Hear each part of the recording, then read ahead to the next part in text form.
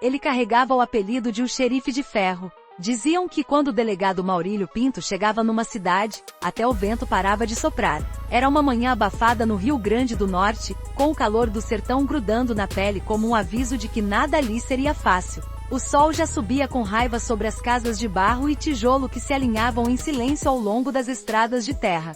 O silêncio não era apenas do clima, era a quietude que precedia a chegada de um homem que transformaria cada suspeito em tremor, cada bandido em alvo e cada morador em testemunha de uma lenda viva. Por décadas, Maurílio Pinto de Medeiros foi o pesadelo e a esperança de quem vivia entre o medo e a justiça. Seu nome não era apenas conhecido, era temido. Nos corredores úmidos das delegacias, nas celas superlotadas, nos corredores da Assembleia Legislativa e nos jornais de Natal. Ele era citado como o homem que mais prendeu criminosos no estado. Mais de 500 prisões, algumas pacíficas, muitas à base de tiros e gritos. Mas isso aqui não é só uma biografia de herói ou uma lista fria de estatísticas. É o retrato de um tempo em que as fronteiras entre justiça e brutalidade se diluíam como lama na enchente. É a história de um delegado que carregava no peito a convicção de que o crime precisava ser combatido olho no olho, mesmo que isso significasse colecionar inimigos e transformar a própria vida numa trincheira. Naquela época, o Rio Grande do Norte fervilhava com notícias de assaltos a banco, execuções a mando de chefes do crime, pistoleiros que batiam de frente com qualquer autoridade. E havia também uma população refém do medo, sem saber se a polícia conseguiria conter a bandidagem ou se seria apenas mais uma peça num jogo sujo. E então surgia ele, alto, rosto seco, olhar duro que parecia atravessar a pele. Quando o carro da Polícia Civil deslizava devagar na rua principal, alguns fechavam as janelas. Outros se aproximavam para ver de perto o delegado que, dependendo do ponto de vista, era Salvador ou Carrasco. Diziam que seu método era simples: descobrir quem mandava, entender quem pagava propina, mapear cada pistoleiro e agir rápido antes que o crime chegasse primeiro. Para muitos, ele era o único capaz de conter a violência que se espalhava como fogo em palha seca. Para outros, seu estilo agressivo flertava perigosamente com a brutalidade, e a linha que separava a justiça de vingança ficava cada vez mais turva. Seja como for, ninguém podia negar que ele era eficiente. Nas matas que rodeavam Mossoró, em favelas de Natal e em povoados esquecidos entre estradas poeirentas, seu nome era sussurrado como uma ameaça ou uma salvação. Ele não pedia licença para entrar em casa de suspeito. Não pensava duas vezes antes de mirar. Não gostava de deixar serviço pela metade. Para entender por que essa história precisa ser contada, você precisa se despir de certezas. Precisa abandonar a ideia de que todo policial é santo ou todo criminoso é demônio. No sertão, as coisas não se dividem em preto e branco. Existem apenas homens tentando sobreviver, alguns escolhendo o crime, outros decidindo combatê-lo com tudo que têm.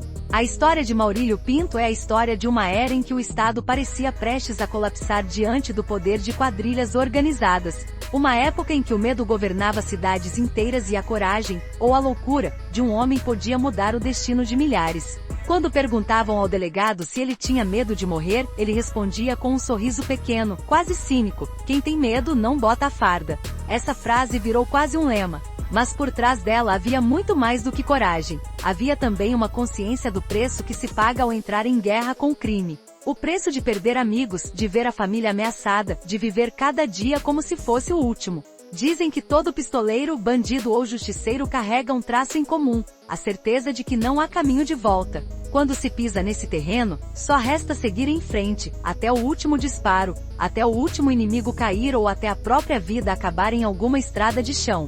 No caso de Maurílio, o caminho foi longo, marcado por vitórias e derrotas, aplausos e críticas. Seu nome virou manchete em casos que fariam qualquer cidadão tremer. Sequestros que duravam dias, execuções de pistoleiros que aterrorizavam o interior, operações que desmantelavam quadrilhas inteiras. A cada nova missão, aumentava também o peso sobre seus ombros. O delegado que começou apenas querendo justiça terminou sendo visto como a personificação do enfrentamento direto, sem concessões, sem floreios. E se isso custava caro, na saúde, na alma, na segurança, ele parecia pronto para pagar. Hoje muita gente tenta resumir essa trajetória em poucas linhas, mas não cabe em parágrafo algum. É uma lenda que cresceu alimentada por medo, respeito, manchetes e balas. E que merece ser contada em detalhes, porque quando a história vira mito, a verdade se mistura à imaginação, e cabe a nós tentar separar uma da outra. Se você quer saber como um homem se torna o policial mais temido de um estado inteiro, se prepare, porque essa história não é para os fracos de coração. Ela é feita de dias de calor sufocante, madrugadas insones, sirenes que ecoam no escuro e decisões que não deixam espaço para arrependimento. No fim das contas, tudo começa assim, com o chamado da violência. Um chamado que poucos têm coragem, ou insanidade de atender.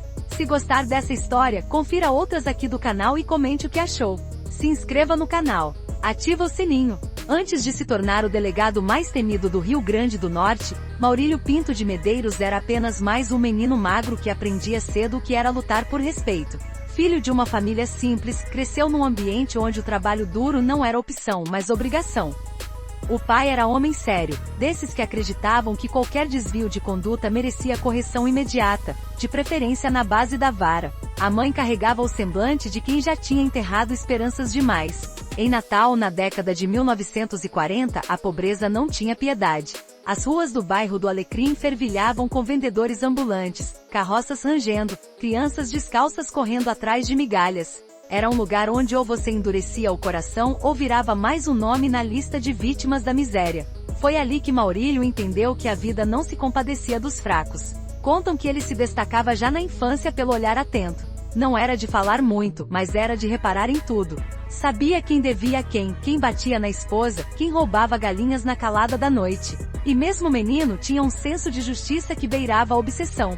Quando algum colega mais forte humilhava outro, ele reagia sem hesitar. Era comum vê-lo voltando para casa com o rosto arranhado e o uniforme rasgado. Mas havia um brilho de satisfação nos olhos, a certeza de que ninguém tinha passado por cima dele. Na adolescência, enquanto outros garotos sonhavam com carreiras de funcionário público ou tentavam a sorte em ofícios manuais, ele só pensava numa coisa: a polícia. Talvez por acreditar que a lei era a única força capaz de equilibrar o jogo. Talvez por querer se proteger da brutalidade que via todos os dias. Ou talvez porque, lá no fundo, ele carregava uma fúria que precisava de um uniforme para se justificar. Aos 20 anos, ingressou na Polícia Civil. Era um tempo em que a corporação vivia sob influência da política e dos coronéis. A hierarquia se confundia com favores, e quem quisesse fazer cumprir a lei precisava estar disposto a bater de frente com interesses poderosos. Mas Maurílio não parecia se importar. Se tivesse de enfrentar político ou empresário ou pistoleiro, pouco lhe interessava.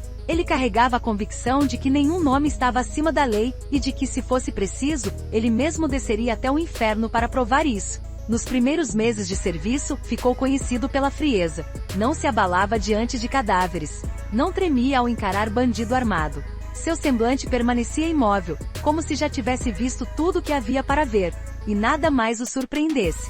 Alguns colegas o chamavam de coração de pedra. Outros de o plantonista da madrugada, porque ele sempre se oferecia para cobrir os turnos noturnos, quando o crime saía da toca. Foi durante esse período que ele começou a construir a reputação que logo se tornaria lenda. Ele não apenas prendia ladrões de galinha ou pequenos estelionatários. Também se destacava em operações que nenhum outro delegado queria comandar: invasões a cativeiros, resgates de reféns, caçadas a fugitivos de alta periculosidade. Sua primeira grande operação ocorreu numa fazenda afastada, onde um grupo de sequestradores mantinha uma família inteira sob ameaça. Enquanto parte da equipe se posicionava, ele foi o primeiro a entrar, arma em punho, voz firme, coração gelado. Aquela ação terminou com 4 presos, uma criança salva e a convicção geral de que Maurílio não tinha medo de nada. Foi nessa época que começaram a circular as histórias. Uns diziam que ele dormia com a pistola ao lado do travesseiro. Outros que ele anotava o nome de cada bandido numa caderneta e só descansava quando riscava o último da lista. Verdade ou exagero, não importava. A aura de implacabilidade crescia como mato em terreno abandonado. Enquanto a maioria dos policiais preferia a burocracia, ele fazia questão de liderar operações. Não era raro chegar em casa ao amanhecer, fardado, coberto de poeira e suor, os olhos injetados de cansaço. Mas mesmo assim insistia em checar cada inquérito, revisar cada prova, interrogar cada suspeito. Havia quem dissesse que ele não vivia fora do trabalho, que não sabia o que era descanso, que tinha feito da polícia a sua única razão de existir. Seus métodos começaram a chamar a atenção da imprensa. Manchetes relatavam prisões espetaculares, confrontos armados e fugas frustradas. Ao mesmo tempo surgiam críticas. Alguns defensores dos direitos humanos acusavam Maurílio de excessos. Denunciavam agressões, abordagens violentas, ameaças veladas. Mas ele não se deixava intimidar. Quando questionado, respondia com aquela calma que desconcertava adversários. Quem escolhe viver do crime sabe que o final nunca é bonito. Essa frase era mais que um argumento. Era um credo. E ele a repetia sempre que alguém questionava seu estilo. Para Maurílio não havia meio termo. Ou se combatia o crime com dureza, ou se permitia que ele tomasse conta de tudo. E nesse combate, ele estava disposto a ir até onde fosse necessário. Com o passar dos anos, sua fama ultrapassou as fronteiras de Natal. Em cidades como Mossoró, Caicó e Pau dos Ferros, a simples notícia de que o delegado vinha chegando era suficiente para fazer alguns pistoleiros desaparecerem por semanas. Outros preferiam pagar suborno a qualquer outro policial, contanto que não precisassem cruzar seu caminho. Mas nem todos fugiam. Alguns tinham orgulho de enfrentar o homem que virou sinônimo de lei. E foi assim que começaram os primeiros embates sangrentos que marcariam sua carreira. Ninguém sabe ao certo quando Maurílio deixou de ser apenas um delegado para se tornar a lenda. Talvez tenha sido depois da primeira grande apreensão de armas, quando encontrou um arsenal digno de um pequeno exército. Ou quando resgatou reféns sem disparar um tiro, apenas com a força da presença e da palavra. Ou quem sabe tenha sido no dia em que entrou sozinho numa casa cercada por bandidos armados, convencendo-os a se render, um feito que até hoje parece mentira. O fato é que aquele jovem de olhar firme, criado nas ruas quentes do Alecrim, transformou-se no policial mais temido do estado.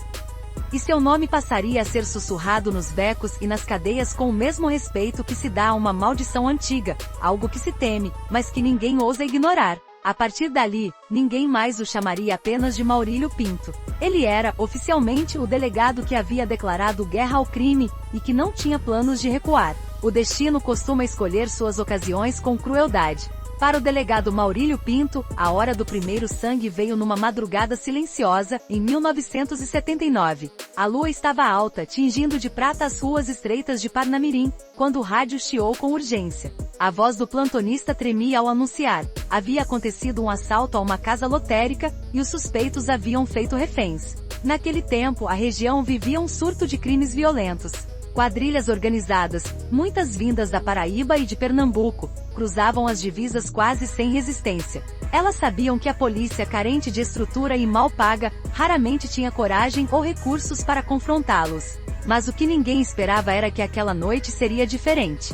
Quando Maurílio chegou, a cena parecia saída de um pesadelo. 3 homens armados, escondidos atrás do balcão, apontavam revólveres para 2 reféns, o caixa da lotérica e uma senhora de cabelos brancos, que tremia tanto que mal conseguia ficar em pé. Do lado de fora, uma pequena multidão se aglomerava, tentando entender o que se passava. Cada segundo parecia demorar 1 hora. O comandante da operação, mais velho, suava frio. Falava em esperar reforços, em negociar, em ganhar tempo. Mas Maurílio não era homem de ficar assistindo o medo devorar inocentes. Ele se aproximou devagar, pediu o megafone e disse apenas uma frase: "Aqui é o delegado Maurílio Pinto. Vocês têm 1 minuto para soltar todo mundo e se render." O silêncio que se seguiu foi tão absoluto que parecia ter sugado o ar da rua. Um dos criminosos riu, gritando que não entregaria a arma nem morto. A risada dele foi interrompida por um estampido, um disparo disparado contra o teto para intimidar os reféns.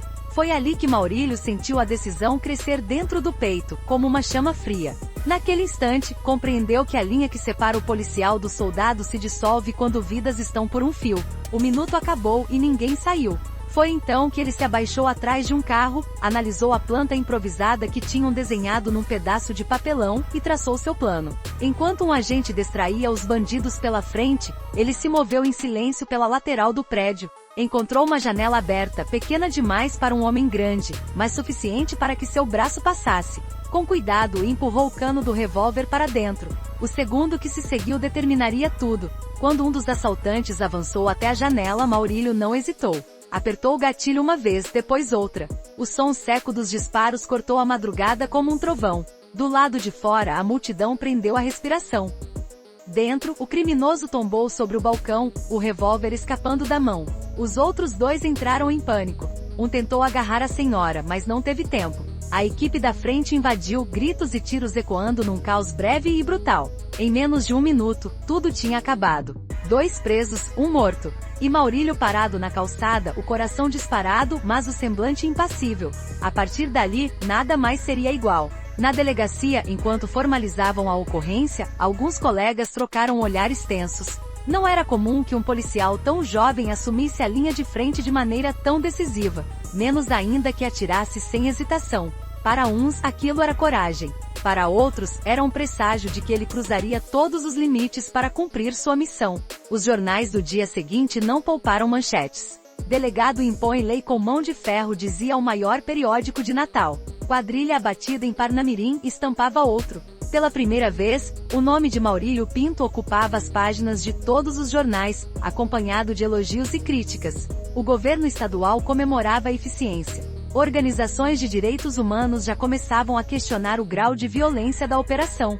Mas, entre o povo simples, a história se espalhou como pólvora. Em cada esquina, repetia-se a narrativa de como o delegado enfrentará 3 homens armados, salvando inocentes. Para os moradores de bairros sufocados pelo crime, ele era a encarnação de uma justiça que nunca chegava. E como todo mito nascente, sua figura ganhou contornos de lenda. Diziam que ele tinha o sangue frio de um caçador, que não piscava na hora do tiro, que nenhum bandido sobrevivia ao seu cerco.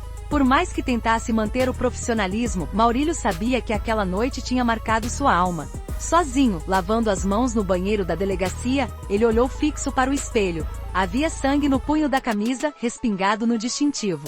E havia também uma pergunta que ninguém ouvia, mas que ecoava dentro dele. Quantas vezes mais seria preciso puxar o gatilho? Alguns diriam depois que foi ali que ele perdeu a inocência. Que o delegado promissor tornou-se o homem disposto a tudo para manter o crime de joelhos. Mas a verdade é que ele nunca iludiu a si mesmo. Sempre soube que aquele caminho cobraria um preço. E ele estava pronto para pagar. Naquela mesma semana, outros criminosos que haviam ameaçado comerciantes desapareceram da cidade. Uns fugiram, outros se esconderam no mato.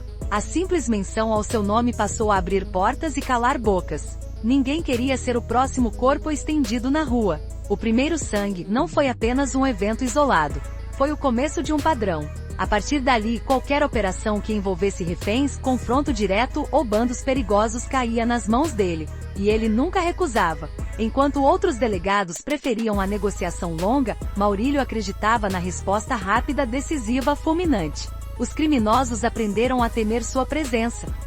Diziam que ele era capaz de surgir de onde ninguém esperava, por uma janela, um telhado, um beco estreito. Se preciso, dormia dentro da viatura esperando o momento certo para agir. Não importava o cansaço, não importava o risco. Cada missão era pessoal. Cada prisão era uma vitória contra aquilo que ele chamava de o tumor do crime. Com o passar do tempo, sua reputação de implacável só cresceu. Mas para ele, era simples, não se podia deixar que o medo tomasse conta. Porque quando a lei se encolhe, o crime cresce. E ele tinha prometido a si mesmo que não seria cúmplice desse silêncio. Ali, naquela noite em que a primeira vida foi ceifada por sua mão, Maurílio Pinto começou a escrever a lenda que faria seu nome atravessar gerações. Uma lenda banhada em suor, pólvora e uma convicção inabalável de que nenhum criminoso estaria seguro enquanto ele respirasse. Com o passar dos anos, a fama de Maurílio Pinto se consolidou como um eco que ninguém conseguia ignorar. Não importava se você era um pistoleiro contratado, um ladrão de bancos, um estuprador escondido numa favela ou um político corrupto. Bastava ouvir seu nome para entender que a caçada havia começado. A década de 1980 chegou trazendo mudanças que tornaram o estado ainda mais violento. O tráfico se espalhava, as facções cresciam e os assassinatos por encomenda multiplicavam manchetes de jornal. O Rio Grande do Norte parecia condenado a mergulhar num poço sem fundo de medo e descrença. Mas se havia um homem disposto a não aceitar essa derrota, era ele. Nesse tempo, sua figura virou um símbolo. A população mais pobre, acostumada a ver a polícia fazer vista grossa, passou a vê-lo como um tipo de guardião. Os comerciantes que pagavam mensalidades a bandidos sentiram um alívio inédito quando começaram a circular boatos de que Maurílio estava vindo para a região. O efeito era quase sobrenatural. O simples rumor de que ele pisaria numa cidade era suficiente para fazer pistoleiros desmontarem seus acampamentos e sumirem na noite. Mas a história não era feita só de respeito. Era também alimentada pelo medo. O método dele não era suave. Nas batidas policiais, portas eram arrombadas sem cerimônia, suspeitos arrastados pela camisa, armas enfiadas nos rostos. O recado era claro, com ele não havia negociação para quem ousasse cruzar certas linhas. Talvez por isso a imprensa se dividia. Alguns repórteres o exaltavam como o xerife de ferro, o delegado implacável, o pesadelo dos bandidos. Outros preferiam manchetes carregadas de crítica. Método Maurílio, justiça ou violência? Perguntavam as colunas de opinião. Mas essas dúvidas raramente chegavam ao povo comum. Para a maioria, ele era simplesmente o homem que botava ordem onde ninguém mais ousava entrar. Foi nessa época que ele se envolveu no caso que consolidaria definitivamente sua lenda. Era uma quadrilha especializada em assaltos a bancos, comandada por um criminoso que se autodenominava Rei do Sertão. Um sujeito astuto, que alternava a brutalidade com uma lábia capaz de corromper policiais inteiros. Durante meses, a quadrilha saqueou agências bancárias em cidades pequenas, sempre sumindo antes que a polícia chegasse. Quando Maurílio assumiu a investigação, poucos acreditaram que ele fosse capaz de fazer diferença. Mas ele tinha outra visão. Fechou seu gabinete por 2 dias, mandou buscar todo o arquivo existente sobre os assaltos e montou um painel com horários, rotas de fuga, nomes de informantes. Dormiu ali mesmo, cercado por pilhas de relatórios. E ao acordar, tinha um mapa mental claro de cada passo da quadrilha. A caçada começou com interrogações implacáveis. Ele buscava motoristas de caminhão, frentistas, prostitutas, donos de boteco, qualquer um que pudesse ter visto algo. Em menos de uma semana, havia encontrado o ponto fraco. Um dos comparsas tinha uma amante em um marizal. Era só uma brecha. Mas para Maurílio, uma brecha era suficiente. Numa madrugada abafada, ele liderou uma força-tarefa que chegou sem barulho. Não houve tempo para reação. Quando o dia clareou, o Rei do Sertão estava algemado no banco traseiro da viatura. A cidade acordou assustada ao ver o comboio saindo em alta velocidade. Para muitos, aquele foi o dia em que a esperança pareceu possível de novo. Depois desse caso, a fama virou mística. Crianças brincavam de polícia e ladrão e disputavam quem seria o delegado Maurílio. Velhos repetiam histórias sobre suas operações, como se fossem causos de um herói antigo. Nas cadeias, presos recém-chegados ouviam conselhos sussurrados: se Maurílio vier, reza, porque ele não pergunta 2 vezes. O preço desse sucesso, porém, era pesado. Enquanto a população aplaudia, ele se tornava alvo de ameaças cada vez mais explícitas. Quadrilhas colocavam recompensas por sua cabeça. Bilhetes anônimos chegavam todos os meses prometendo vingança.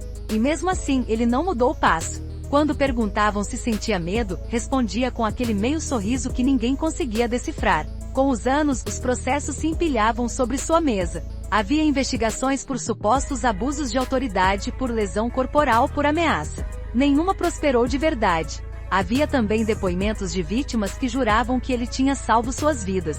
Era como se cada acusação encontrasse seu contraponto numa gratidão silenciosa de quem viu a morte de perto. Mas a fama não se sustentava só de operações grandiosas. Era no trabalho diário que ele mostrava seu perfil. Era comum sair de madrugada com a equipe para rondas silenciosas, sem avisar ninguém. Nesses momentos, tornava-se claro que ele não fazia aquilo por vaidade. Havia um senso de missão, algo que nem ele conseguia explicar. Em certas noites, ele mesmo batia de porta em porta, conferindo denúncias. Não aceitava intermediários. Uma vez em Mossoró, dizem que chegou numa casa suspeita e bateu palma 3 vezes. Quando um adolescente abriu a porta, ele perguntou: seu pai tá aí? Tá dormindo. Acorde. Diga que Maurílio Pinto quer conversar. O homem demorou a aparecer. Saiu suado, descalço, e encontrou o delegado parado, mão no coldre. Não precisou dizer nada. Entregou uma espingarda escondida sob o colchão e se rendeu. Era esse tipo de presença que criava a aura de medo, a certeza de que, se ele quisesse, encontraria você. Com o passar da década, o apelido de Xerife de Ferro deixou de ser só manchete. Virou parte do folclore nordestino. Em cada cidade, alguém tinha uma história sobre ele. Uns contavam sobre prisões espetaculares. Outros falavam de conversas duras, mas corretas.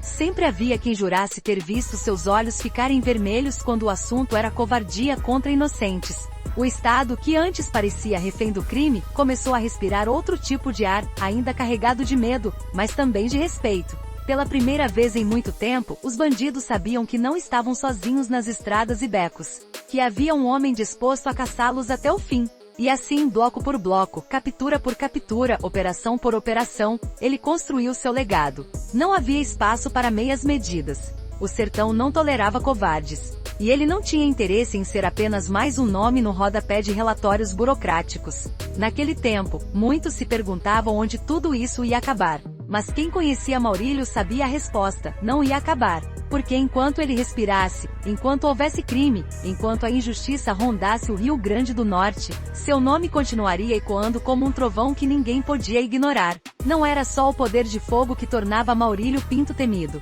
O que o diferenciava de tantos outros homens armados era o código de honra silencioso que ele carregava, uma espécie de bússola interna que orientava cada decisão, cada recusa, cada tiro. Quem conviveu de perto dizia que ele tinha princípios tão duros quanto o próprio chão do sertão. Não eram leis escritas, mas regras forjadas na convivência com o pior do ser humano. Ele acreditava, por exemplo, que todo criminoso tem escolha, e que se a pessoa cruzasse certas linhas, não haveria misericórdia possível. O que ele não tolerava era traição. Traição entre parceiros de crime, traição contra a própria família, traição contra inocentes que não tinham como se defender. Talvez por ter visto tantas vezes o medo e a dor estampados no rosto de quem nada devia, ele carregava um ódio especial por covardes. Havia histórias que comprovavam esse traço. Certa vez, durante uma investigação que desbaratou uma quadrilha de assaltantes, um dos presos ofereceu propina em troca de liberdade. Era uma soma considerável, dinheiro suficiente para comprar uma casa em Natal, trocar o carro, garantir conforto por anos. A resposta de Maurílio foi uma única frase, seca como um tapa: "Você me chamou de quê? De ladrão?" O homem, trêmulo, tentou explicar que era apenas uma proposta. Mas não houve espaço para conversa. Foi levado algemado, a cara vermelha de vergonha diante de todo o efetivo. Para ele, aquela humilhação do bandido valia mais que qualquer recompensa. Outros contavam que, apesar da fama de implacável, havia limites que ele jamais ultrapassava. Nunca aceitou atirar primeiro em quem não estivesse armado. Nunca deixou de buscar prova antes de acusar alguém. E quando percebia que a denúncia era vingança travestida de justiça, arquivava o caso sem hesitação. Algumas vezes, esse código de honra o colocou em conflito com colegas e superiores. Num ambiente onde o poder muitas vezes se confundia com o interesse pessoal, ele não se dobrava a pressões políticas. Era comum receber ligações de políticos influentes pedindo atenção especial para determinado investigado. O tom começava cordial e terminava ameaçador. Mas ele sempre encerrava a conversa do mesmo jeito: "Aqui não." Por essa postura, ganhou tantos inimigos fora das cadeias quanto dentro. Mas não parecia se importar. Se fosse preciso viver rodeado de desafetos, que assim fosse. Ele não carregava distintivo para agradar ninguém. Havia também algo curioso no modo como tratava seus subordinados. Apesar de duro, tinha uma lealdade quase paterna por aqueles que provavam coragem e integridade. Um policial que se mostrasse comprometido tinha nele um protetor. Uma vez, um jovem investigador foi acusado falsamente de extorquir comerciantes. Enquanto outros se calaram, Maurílio assumiu a defesa. Investigou pessoalmente, expôs a farsa e lavou publicamente a honra do rapaz. No entanto, se descobrisse que alguém da equipe usava o cargo para enriquecer, a punição era fulminante. Já demitiu agentes que ele próprio treinou. Já desmascarou oficiais graduados. Para ele não havia maior traição do que usar a farda para se aproveitar dos indefesos. Esse senso de justiça peculiar se estendia ao tratamento com os presos. Em delegacia jamais permitia agressão gratuita. Quem resistisse à prisão sentia o peso de sua mão, ou da coronha da arma. Mas, depois de rendidos, os criminosos eram conduzidos sem humilhação. Em sua lógica, a brutalidade gratuita era coisa de homem fraco. E ele tinha desprezo por fraqueza. Nas comunidades mais carentes, essa postura gerou um respeito inesperado. As mães de família que conviviam com bandidos impondo medo, viam nele um aliado improvável. Sabiam que se um filho se perdesse no crime, Maurílio faria o que fosse necessário para capturá-lo. Mas também sabiam que não aceitaria injustiças. Isso criava uma relação contraditória, temor e confiança dividindo espaço no coração das pessoas. Quem via apenas de fora não compreendia. Muitos perguntavam como alguém que tanto pregava a lei podia agir com tamanha violência. Mas ele mesmo explicava numa frase que virou quase seu epitáfio: "Se você põe um bicho selvagem numa sala, não adianta falar baixo. Ele vai atacar. E quando atacar, alguém vai morrer. Eu só garanto que não seja o inocente." Não eram palavras de arrogância. Era apenas a expressão crua da realidade que ele enfrentava. Porque, ao contrário dos gabinetes climatizados, as ruas do sertão não davam espaço para lirismo. Lá fora, quem hesitava perdia. Alguns colegas diziam que ele levava as coisas longe demais. Que aquele apego a princípios não passava de uma vaidade disfarçada. Outros afirmavam que só um homem com senso de honra tão rígido poderia permanecer tantos anos sem se corromper. A verdade talvez estivesse no meio. Com o tempo, essa reputação moldou a forma como o crime organizado lidava com ele. Não eram raros os casos em que criminosos preferiam se entregar ao saber que Maurílio estava cercando a área. Porque mesmo temido, ele era previsível. Seu código era conhecido. Se você largasse a arma e se rendesse, sairia vivo. Se apontasse o cano, a chance de voltar para casa era nenhuma. Essa previsibilidade, paradoxalmente, foi sua maior força. Diferente de muitos, ele nunca usava a violência como demonstração gratuita de poder. Para ele, cada bala disparada tinha justificativa. Cada voz elevada tinha propósito. Isso fazia com que até seus inimigos admitissem que ele era diferente. Nas crônicas que se espalharam pelo sertão, contava-se que certa vez, um pistoleiro jurado de morte resolveu entregar as armas e se mudar de estado. Quando lhe perguntaram por que, respondeu: porque com qualquer outro eu podia negociar. Com Maurílio não há barganha. É cadeia ou caixão. Esse era o resumo perfeito de sua essência. Um homem que via a lei não como um pretexto, mas como dever absoluto. Não havia meio termo, não havia negociação. Havia apenas a certeza de que quem rompe a fronteira da honra precisa pagar. Para muitos, ele era um tirano. Para outros, um herói. Mas todos concordavam num ponto: Maurílio Pinto tinha um código. E ninguém, nem seus superiores, nem seus inimigos, jamais conseguiu quebrá-lo. A lenda de Maurílio Pinto se alimentava de vitórias, manchetes e operações espetaculares. Mas cada missão bem-sucedida cobrava um tributo silencioso, difícil de quantificar. Porque por trás da figura do delegado que não tremia havia um homem, e todo homem, cedo ou tarde, descobre que a violência deixa cicatrizes invisíveis. As consequências começaram de forma discreta. Primeiro vieram as noites insones. Depois, o hábito de acordar sobressaltado com qualquer ruído.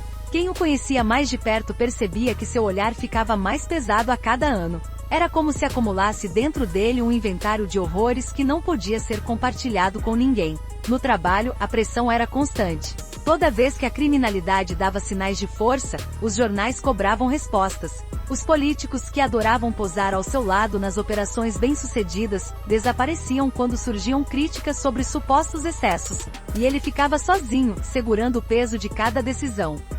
Mas talvez, nada fosse tão corrosivo quanto a consciência de que cada ato de coragem gerava novos inimigos. Em cada prisão, havia um comparsa que jurava vingança. Em cada quadrilha desmantelada, alguém prometia que sua hora chegaria. Certa vez, quando voltava para casa numa madrugada silenciosa, seu carro foi alvejado por disparos vindos de um matagal. O vidro estourou, o motor gemeu. Ele saiu do veículo com a pistola na mão, protegendo-se atrás da porta. Os atacantes fugiram sem deixar rastro. Ao chegar em casa, a mulher dele encontrou-o sentado no sofá, coberto de cacos de vidro, olhando fixamente para o chão. "Está tudo bem?" ela perguntou com a voz tremendo. "Está", ele respondeu. Mas a verdade era outra. Aquela noite deixou claro que não havia lugar seguro para quem declarava guerra ao crime. E não foi o único atentado. Houve bilhetes anônimos, ameaças por telefone, olhares que diziam mais do que palavras. Um dia, enquanto tomava café numa padaria, recebeu um envelope pardo com uma foto da casa da mãe dele e um recado curto: "Estamos de olho." Ele nunca comentou muito sobre aquilo. Não pedia proteção extra, não mudava a rotina. Mas quem reparava de verdade via que a arma passará a ficar ainda mais próxima da mão. E que seu semblante endurecera num ponto sem volta. No trabalho, a violência também tinha outro preço: o desgaste psicológico. Alguns agentes que trabalharam com ele relataram que nos momentos mais difíceis, Maurílio passava horas calado, sentado atrás da escrivaninha. Só levantava quando o telefone tocava, avisando que havia outra operação em andamento. Parecia que só se sentia vivo quando estava em campo. Havia também uma solidão que ninguém conseguia dissipar, porque ser temido não é o mesmo que ser compreendido. E quanto mais seu nome crescia como sinônimo de eficiência brutal, mais ele se afastava do convívio comum. Era como se tivesse erguido uma muralha invisível entre ele e o resto do mundo, uma proteção necessária para quem carregava tantos fantasmas. Os reflexos disso chegavam em casa de modo sutil, mas devastador. A família se acostumou a viver com medo. As crianças aprendiam cedo que precisavam tomar cuidado, que não podiam contar tudo a estranhos, que deviam sempre observar se havia alguém seguindo o carro. A esposa, embora orgulhosa, sentia o coração apertar cada vez que ele saía para trabalhar, porque sabia que a qualquer momento podia chegar um telefonema trazendo a notícia que ela mais temia. E mesmo assim ela se calava, porque entendia que pedir que ele desistisse seria como pedir que ele parasse de respirar. Ele mesmo reconhecia que havia um preço, mas não admitia arrependimento. Quando perguntado se faria diferente se pudesse voltar no tempo, dizia apenas: eu não escolhi a violência. Ela é que me escolheu. No entanto, por mais que fingisse ser inatingível, havia momentos em que a couraça rachava. Como nas madrugadas solitárias quando ficava sentado na poltrona da sala, segurando uma xícara de café frio, olhando a escuridão como se esperasse que dali surgisse alguma revelação. Alguns próximos afirmavam que ele tinha pesadelos recorrentes, que acordava no meio da noite murmurando nomes de criminosos que já estavam mortos, que às vezes se levantava e ia até o portão, verificava trancas e voltava a dormir vestido. Esses detalhes jamais apareceram nas manchetes, porque a lenda precisava parecer invulnerável. O delegado implacável, o xerife de ferro. Mas, dentro daquele uniforme, havia alguém pagando um preço que poucos teriam coragem de suportar. No trabalho, as consequências se acumulavam. Cada nova operação trazia a suspeita de que ele poderia ter ido longe demais. Cada morte em confronto levantava uma nova sindicância. A pressão era como uma pedra sobre o peito. Mas ele não arredava pé. Para ele, o maior custo seria cruzar os braços e permitir que o medo governasse o Estado. E isso, ele não faria, ainda que tivesse que abrir mão da própria paz. Na última fase da carreira, já mais velho, ele passou a repetir uma frase que os repórteres anotavam com interesse: quando você escolhe enfrentar bandidos, precisa entender que um dia eles virão atrás de você e vão tentar atingir tudo que você ama. Era seu jeito de dizer que cada ato de coragem tinha um preço, que cada vitória cobrava algo em troca, e que ninguém, nem mesmo o homem mais temido do Rio Grande do Norte, sai ileso de uma guerra longa demais.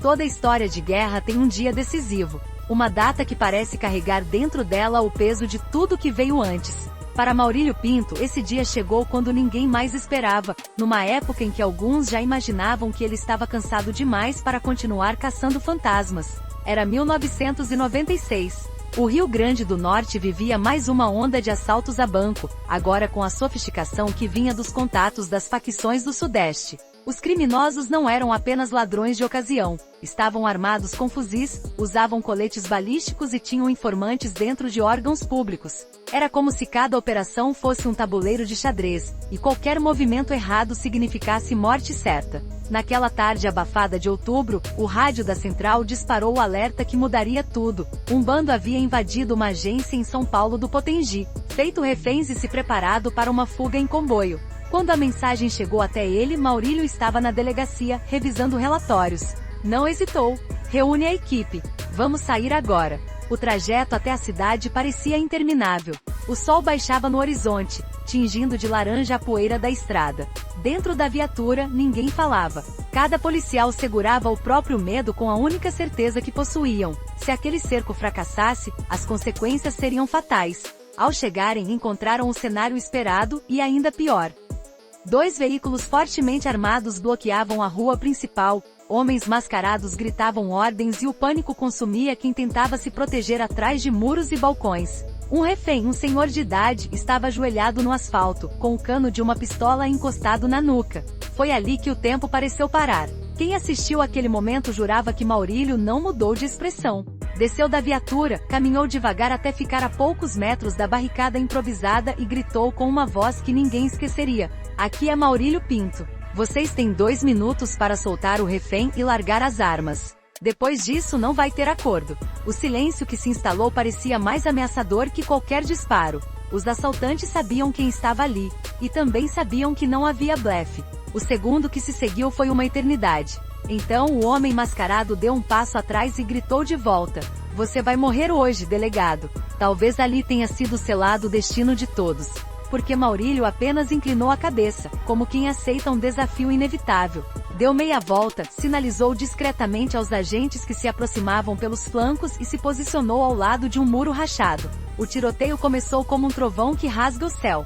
Foram segundos de puro caos, tiros cruzando o entardecer, gritos, vidros se partindo, o cheiro acre da pólvora impregnando o ar. No meio daquele turbilhão, ele avançava com passos firmes, arma empunhada, o colete pesando sobre o peito que já conhecia bem o sabor da adrenalina. Em dado momento, um disparo acertou a mureta a poucos centímetros de seu rosto, espalhando estilhaços. Outro projétil atravessou o vidro da viatura, atingindo o volante. E ainda assim ele não recuou. A operação durou mais de 40 minutos. Quando finalmente o último criminoso largou o fuzil e ergueu as mãos, a rua parecia um campo de batalha. Havia cartuchos espalhados por todo lado, paredes crivadas de marcas e o silêncio atordoante de quem sobreviveu ao inferno.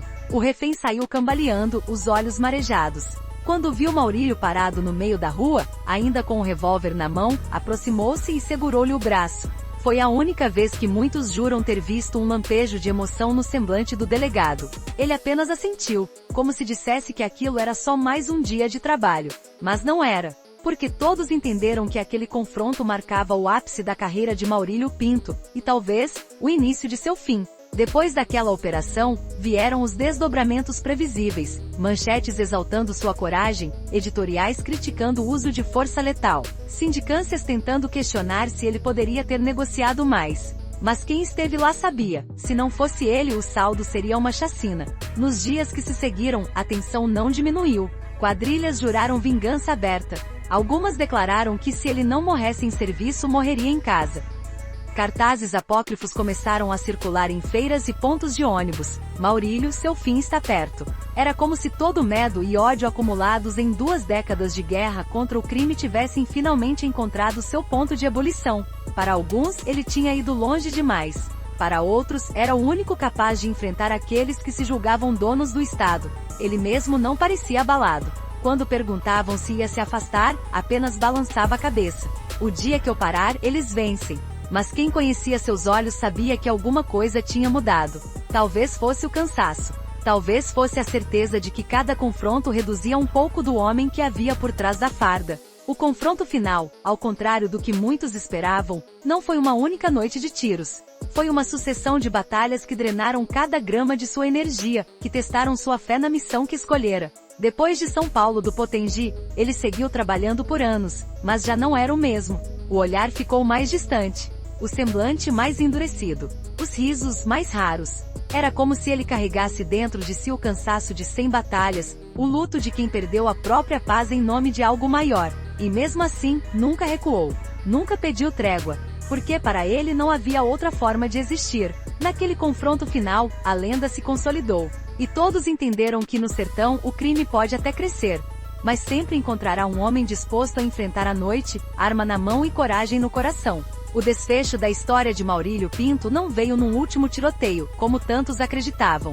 Não houve uma emboscada cinematográfica, tampouco uma troca de tiros ao entardecer. A verdade foi mais silenciosa, quase anticlimática, e por isso mesmo ainda mais poderosa. Depois de décadas de serviço, prisões e confrontos, o organismo cobrou seu preço. A pressão alta que ele negligenciava se somou ao estresse crônico. A insônia virou companheira fiel, corroendo o pouco de serenidade que ainda restava. Quando completou mais de 40 anos de atuação, já se percebia no rosto marcado pelo tempo o peso de cada decisão tomada na beira da morte. Naqueles últimos anos na ativa, ele passou a repetir que a violência deixa cicatrizes que ninguém vê. Nas entrevistas, perguntavam se ele se arrependia de alguma coisa. Ele ficava em silêncio por longos segundos, como quem revisita um corredor de lembranças escuras, e respondia com voz baixa, talvez só de não ter começado antes. Esse era seu jeito de dizer que, apesar do preço, faria tudo de novo. Os bandidos sabiam que ele não estava mais no auge.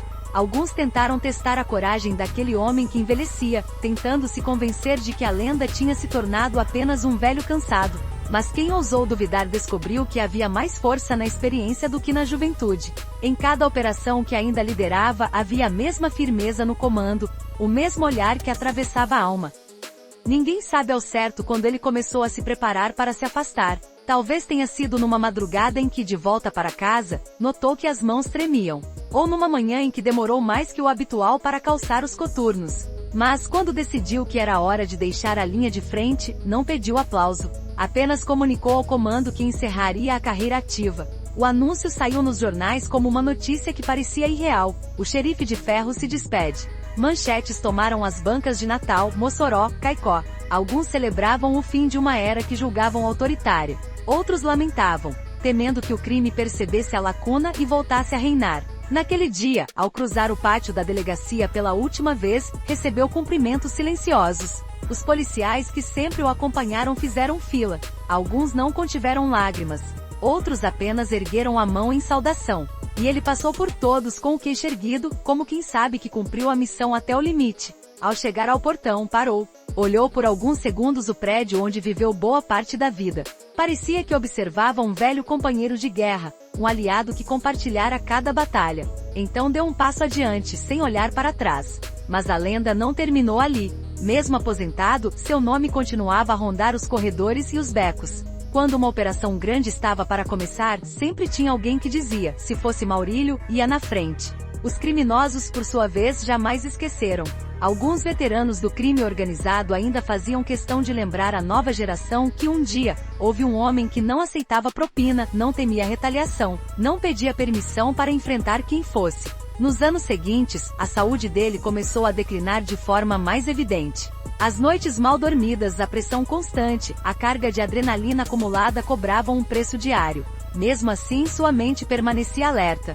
Lia os jornais todos os dias, acompanhava estatísticas de criminalidade, comentava operações como se ainda estivesse fardado. Houve quem dissesse que ele só viveu tanto porque não sabia existir longe da missão. Como se o corpo resistisse ao limite apenas para não abandonar aquilo que acreditava ser seu propósito. Quando a doença finalmente venceu a resistência, a notícia se espalhou como um trovão mudo. Era março de 2020. As rádios interromperam a programação para anunciar: morre Maurílio Pinto de Medeiros, o delegado mais temido do Rio Grande do Norte. O velório reuniu gente de todos os cantos. Policiais que serviram ao seu lado, repórteres que escreveram sobre ele, moradores de comunidades que se sentiram protegidos quando ele liderava as operações. Também havia rostos que pareciam deslocados, homens mais velhos, alguns ex-criminosos, que vieram prestar respeito não ao policial, mas ao adversário digno que enfrentaram. No discurso de despedida, um colega resumiu o sentimento coletivo: se hoje podemos andar por certas ruas com menos medo, é porque ele pagou o preço que ninguém quis pagar. Quando baixaram o caixão, houve silêncio. Um silêncio denso, pesado, como se cada pessoa ali entendesse que não estavam apenas enterrando um homem, mas encerrando um ciclo. Porque no sertão, alguns nomes se tornam maiores do que a carne que os sustenta. Viram símbolos. E símbolos não morrem com o corpo. Ainda hoje, quem passa pelos corredores antigos das delegacias onde ele trabalhou jura sentir seu vulto. Alguns dizem que nas madrugadas é possível ouvir passos pesados ecoando no piso de cimento. Como se ele ainda rondasse, certificando-se de que ninguém baixasse a guarda. E de certa forma, ele segue ali. No medo que o crime sente, no respeito que a polícia carrega, no folclore que se espalha de boca em boca. Porque lendas não precisam de túmulo. Precisam apenas de memória. Quando o caixão foi coberto pela terra, uma brisa fria passou entre os presentes, fazendo alguns se encolherem. Parecia um último aviso: no sertão, quem escolhe enfrentar a violência com a própria vida sabe que o desfecho não será pacífico. Mas se Maurílio Pinto pudesse escolher, provavelmente responderia o que disse tantas vezes a quem o questionava: se é para morrer, que seja de cabeça erguida. E assim terminou o capítulo terreno do homem que se recusou a temer. Um desfecho implacável, digno da história que ele escreveu a bala, coragem e convicção. Depois que o corpo de Maurílio Pinto foi coberto pela terra, a rotina do Rio Grande do Norte continuou. As viaturas ainda cruzavam estradas poeirentas, os assaltos não cessaram da noite para o dia, e novos policiais chegaram, trazendo a esperança de renovar a força da lei. Mas no fundo, todo mundo sabia que algo havia mudado para sempre. Porque certas presenças, mesmo depois de mortas, continuam habitando os cantos que conquistaram. E a figura de Maurílio, por mais que se tentasse reduzir a manchetes ou relatórios, transcendeu qualquer tentativa de biografia simplificada. Ele virou lenda, e como toda lenda passou a existir num território entre a realidade e o mito. Nos bairros mais antigos de Natal, velhos ainda contam histórias que começam sempre do mesmo jeito: eu vi com meus olhos, e não importa se os detalhes variam.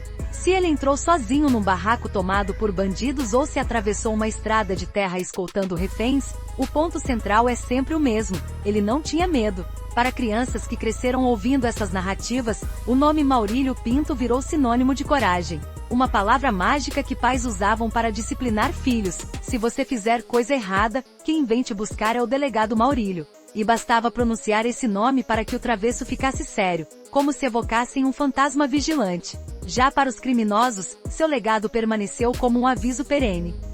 Os mais velhos repetiam, quase em tom de alerta, que nem morto ele descansava.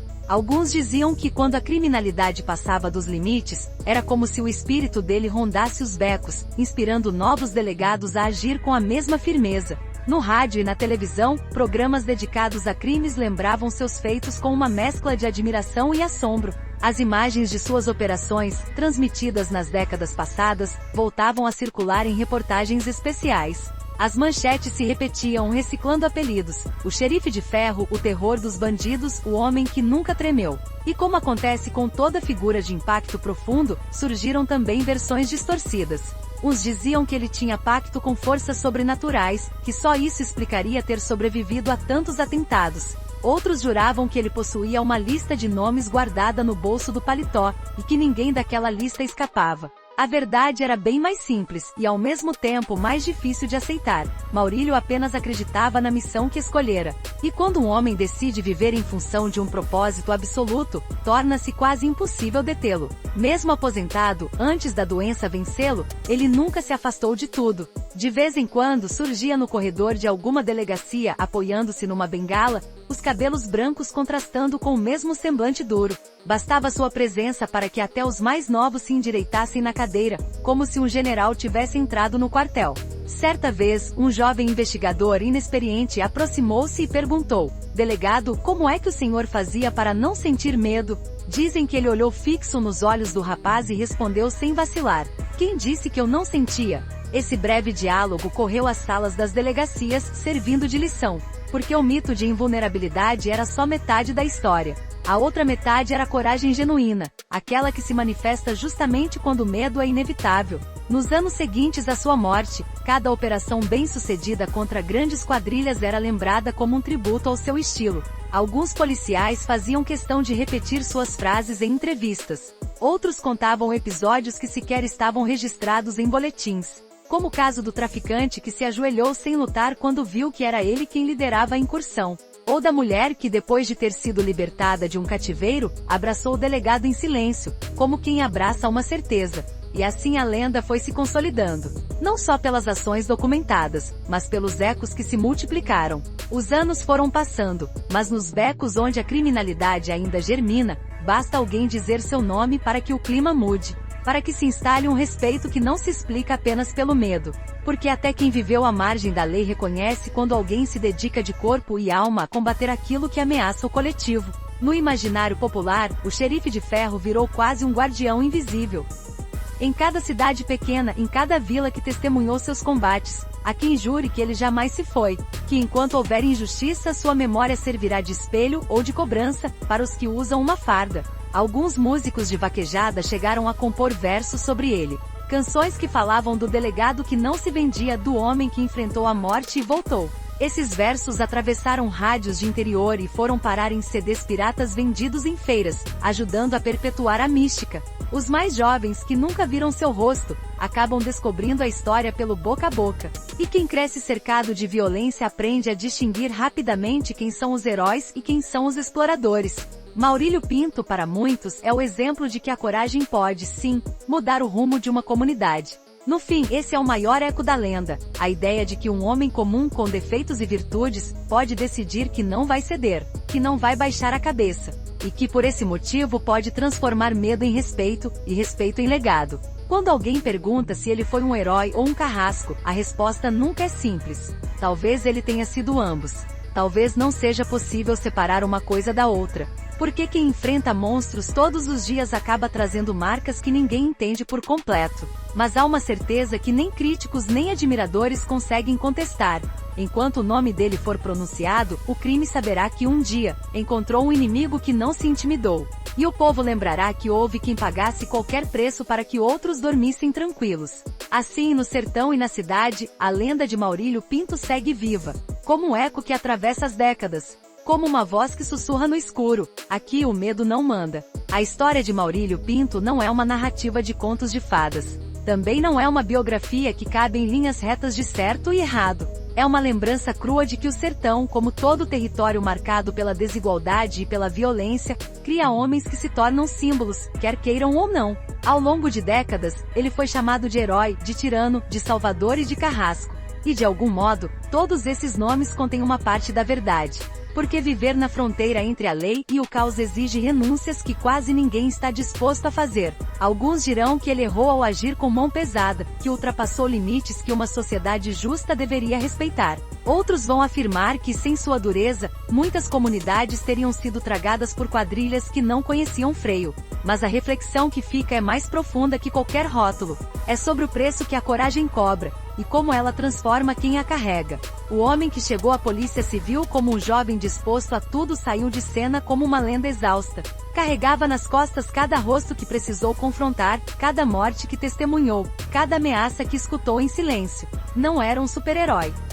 Era alguém que entendeu cedo que quem combate monstros precisa vigiar para não se tornar igual a eles. Talvez esse seja o dilema que paira sobre toda a história de justiça implacável. Até onde é legítimo ir para proteger vidas?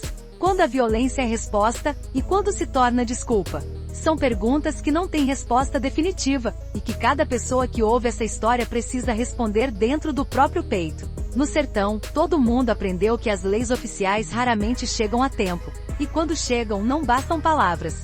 É preciso coragem. É preciso decisão. E quase sempre, é preciso sacrificar algo. Maurílio sacrificou a paz doméstica, a tranquilidade dos domingos, o sono.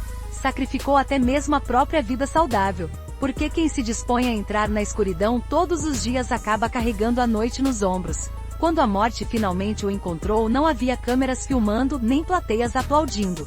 Foi um final silencioso, como tantos que ele presenciou. Mas diferente de muitos, ele não partiu com dívidas morais que lhe roubassem a dignidade. Pode-se questionar seus métodos. Pode-se discordar de seus princípios. Mas ninguém jamais pôde dizer que ele se escondeu do combate. É por isso que mesmo hoje, quem vive nos bairros onde ele atuou fala seu nome com uma mistura de temor e respeito. Porque no fundo, a maioria reconhece que a violência só respeita quem a enfrenta. E ele fez isso todos os dias, até não ter mais forças. Talvez, se você for visitar uma das delegacias antigas, encontre alguma placa em homenagem a ele. Mas o verdadeiro memorial está nas memórias de quem testemunhou sua obstinação. Está na lenda contada pelos motoristas de táxi que lembram das madrugadas em que viaturas cruzavam a cidade rumo ao desconhecido. Está nos arquivos empoeirados dos jornais, nas crônicas dos repórteres que tentavam entender quem era aquele homem que não desviava o olhar. Em última análise, ele foi alguém que decidiu não fingir que a violência não existe. E por mais controverso que seja, poucos têm coragem de encarar o pior de frente. Essa decisão não transformou sua vida num exemplo de felicidade. Transformou-a numa história que ensina pelo impacto, pela controvérsia, pelo sacrifício. Hoje, quando você escuta que alguém não se rende ao medo, pode parecer uma frase de efeito. Mas, para ele, era uma sentença de vida. Uma promessa silenciosa de que não recuaria enquanto pudesse carregar um distintivo. No sertão, toda bala encontra seu destino. E todo homem que se propõe a enfrentar o crime de peito aberto precisa saber que cedo ou tarde, a conta chega. Para alguns, esse custo é inaceitável. Para outros é o único caminho digno. Maurílio Pinto escolheu esse caminho. E por isso seu nome permanecerá nas encruzilhadas onde se decide entre a covardia e a coragem. No fim, talvez seja essa a principal lição. Não se pode romantizar a violência, mas também não se pode fingir que ela não existe. Há quem vire o rosto, há quem venda a consciência. Há quem aceite a ameaça como parte da vida. E há quem decida levantar a cabeça e dizer não. Se hoje você conhece sua história, é porque ele não se calou. Não baixou os braços. Não fingiu que o crime podia ser contido com discursos. E por isso pagou cada dia com pedaços de si mesmo. Essa história é um convite à reflexão. Um lembrete de que justiça tem sempre um preço, e que na maioria das vezes, quase ninguém está disposto a pagá-lo. Mas alguém precisa fazê-lo, para que o medo não vire lei. Se gostou dessa história, confira outras aqui do canal e comente o que achou. Se inscreva no canal. Ativa o sininho. Tchau!